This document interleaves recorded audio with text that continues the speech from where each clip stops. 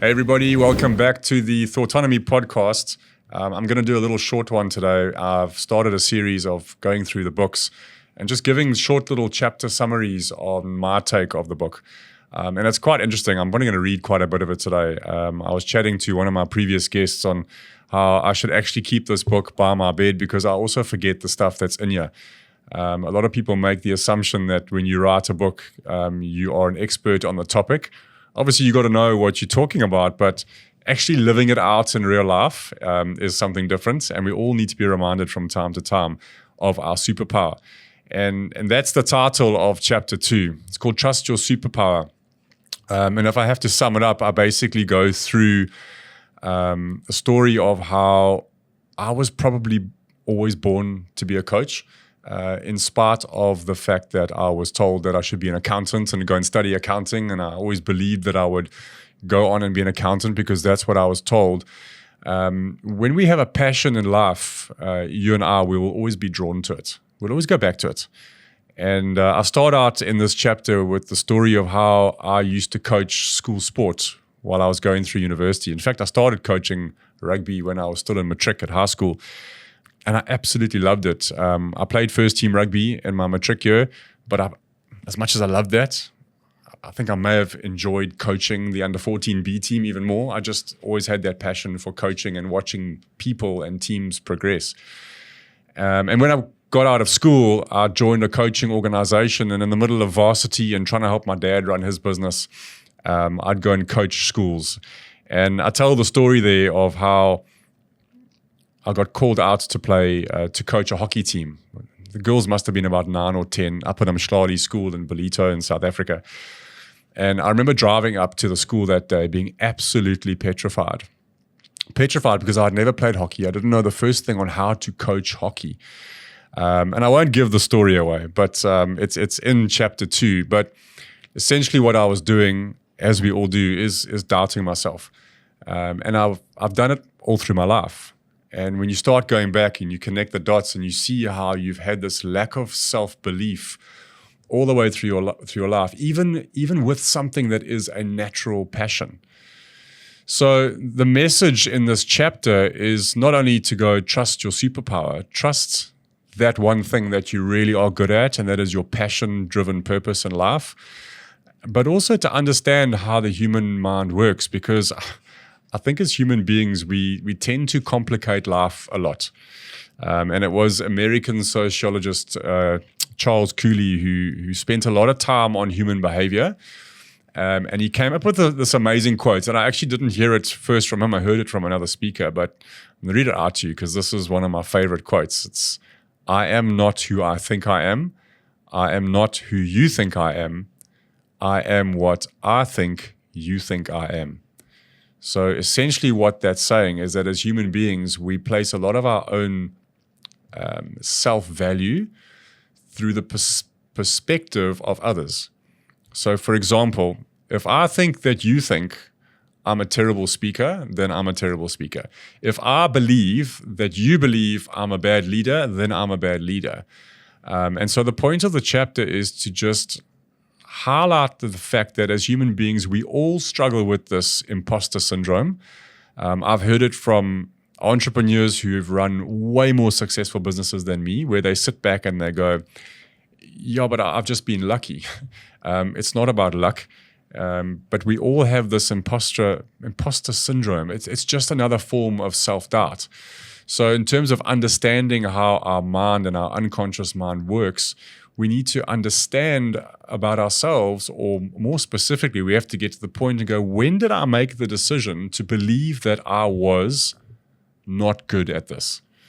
And it's so powerful when we reflect and we make the unconscious conscious, because every single one of us already has everything that we need in order to be successful.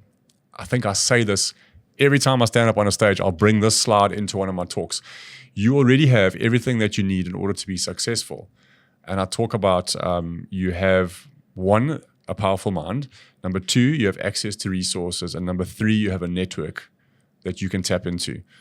And the first thing, the powerful mind, we all know how powerful the human mind is. It's an incredibly strong processing machine. but we don't use anywhere near its potential. And not only do we not use anywhere near its potential, but we fill it with cuck. We actually put our own negative self-talk into our minds and work against the power of our mind.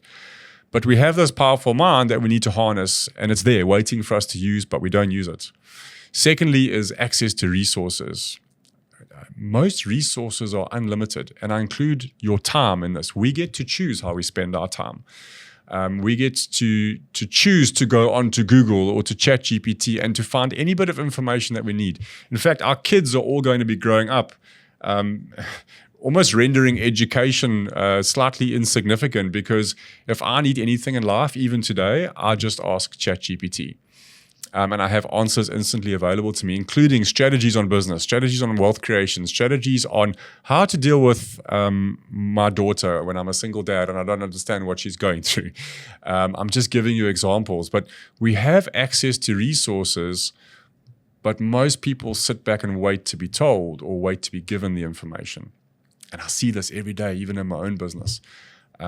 No person who's as a sufficient self-starter, who's self-motivated, will wait for anyone to give them information, especially when they have the ability to go and find it anywhere. And most coaches, by the way, are giving all of their content, most of their content out for free on the internet. So jump onto Google, jump onto ChatGPT. If there's anything you need, you have access to resources.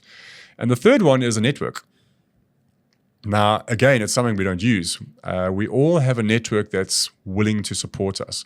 We all have a network who we are able to tap into, whether it's to ask for help or assistance or to, in a good way, promote our business. And I say in a good way because that's what holds people back from tapping into the network for business. We have this fear as human beings that we're bugging our friends, or our friends are going to see us as a pushy salesperson. But let me tell you what I've seen in business over the last 20 years, and I track this in my own business. Most of our sales, most of our leads come from the agents' networks and their sphere of influence. So it is a strategy to build relationships with people who already like, know, and trust you. The ones who struggle are the ones who go, no, I can't tap. I feel too bad tapping into my network. They're going to think that I'm just here for business. No, that's just what you think. That's just how you think. That's not reality. So your network of people, your database, your sphere of influence, whatever you want to call it, it's like your red Ferrari that you park in the garage and you're too afraid to drive it down the street because you're so afraid of what everyone's going to say when they see you driving your Ferrari.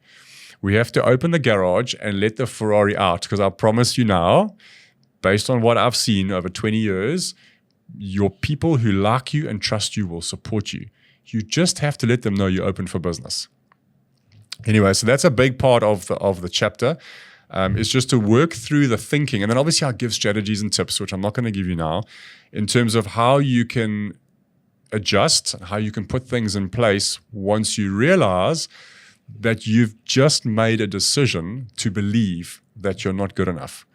But the point of the chapter is to understand that every single one of us has a passion, we have talents, and if you dig deep down inside of yourself, we all know what those passions are. But for some reason, your internal representation system is working off balance with what you need to think and what you need to believe in order to go and achieve and live your life of purpose. But that's what's waiting for you in chapter 2 of Thoughtonomy. I hope you've got a little bit of value, and I hope it makes you want to jump up and come and grab a copy of the book. So if you do, it's thoughttonomybook.co.za, and we can have it delivered anywhere around South Africa within a day. And if you search Thoughtonomy on Amazon, you'll find it there also for international people. Thanks for listening. We'll catch you next time.